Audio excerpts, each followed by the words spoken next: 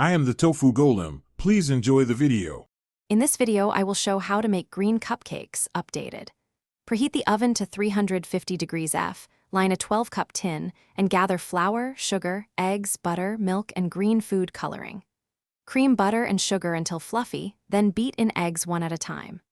Alternate adding dry ingredients and milk, fold in color to reach the shade you want, fill liners 2/3 full, and bake until a toothpick comes out clean. To boost both taste and appearance, consider natural additions and careful coloring. Use vanilla for warmth and lime zest or matcha for subtle green tones and complex flavor.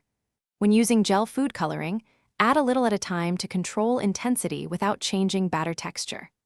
If you prefer lighter green, start with less color and increase gradually, tasting batter when using flavorings like matcha or citrus zest to balance sweetness. Bake at a steady temperature and resist opening the oven too early to ensure even rise. Once baked, transfer cupcakes to a rack and let them cool fully. Warm cakes will ruin frosting structure.